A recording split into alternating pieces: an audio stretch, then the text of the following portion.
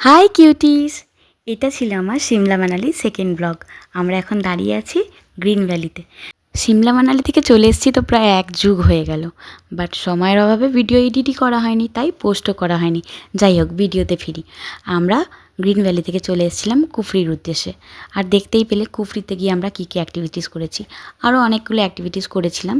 যাই হোক, সেগুলো আমার কাছে ভিডিও নেই, তাই দিতে পারলাম না। এইখান থেকে ফিরে এসে আমরা রেস্ট নিয়ে নেক্সট দিন বেরিয়ে পড়ি কুল্লুর উদ্দেশ্যে। জায়গাটা যদি আমার সঠিক মনে নেই, এই যে সুন্দরনগর লেক, ওইখানে ওর পাশ দিয়ে যাচ্ছিলাম। এই জায়গাটা কিন্তু বেশ ভালো। ওখান থেকে আমরা একটা হোটেলে স্টে করি, আর রাত্রে দেখিয়ে নি হোটেলটা কেমন ছিল। বাট সকালবেলা উঠে বাইরের ভিউটা তোমরা দেখে নাও, এত সুন্দর। আমরা একটু ছবি ভিডিও করছিলাম আর দেখতে পেলাম আমাদের গাড়ি চলে এসেছে। এই যে বললাম আমি, চলে এসেছে গাড়ি। তারপর আমরা ওখানে থেকে বেরিয়ে পড়লাম মানিকারানের উদ্দেশ্যে। মানিকারানে খুব সুন্দর একটা গুরুদ্বারা আছে, যেখানটা গেলেই মনটা একদম শান্তিই পেয়ে যায়। আর ওখান থেকে দেখতে পাবে উষ্ণ প্রস্রবণ, যেটা ওখানে খুব সুন্দর দেখা যায়। আর এই যে নদীটা দেখলেই ছুঁতে ইচ্ছা করছে।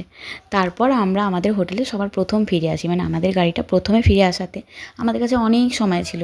সেই জন্য আমরা একটা পাশেই পার্কে চলে যাই। আর পার্কের ভেতরেই ছিল ওই নদীটা, তাই জন্য নদীটা আগে মন প্রাণ ভরে ছুঁয়ে নিলাম। তারপর একটা জায়গায় আমরা বসলাম, আমাদের বাচ্চারা খেলছিল। আর এখানে এই জায়গাটা একদম পিকচার পারফেক্ট, তো এখানে আমরা অনেক ভিডিও আর ছবি তুলে নিই। আর এই যে ফুলটা দেখতে পাচ্ছ, খুব সুন্দর একটা স্মেল ছাড়ে।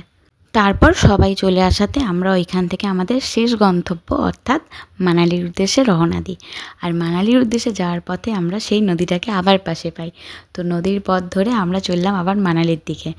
আবার 1 যুগ পর আমার লাস্ট মিনি ব্লগটা আমি আপলোড করব। যাই হোক, এই ভিডিওটা আপনাদের কেমন লাগলো অবশ্যই কমেন্ট করে জানাবেন। আর এরকম ভিডিও দেখতে হলে অবশ্যই আমার পাশে থাকুন। ধন্যবাদ সকলকে।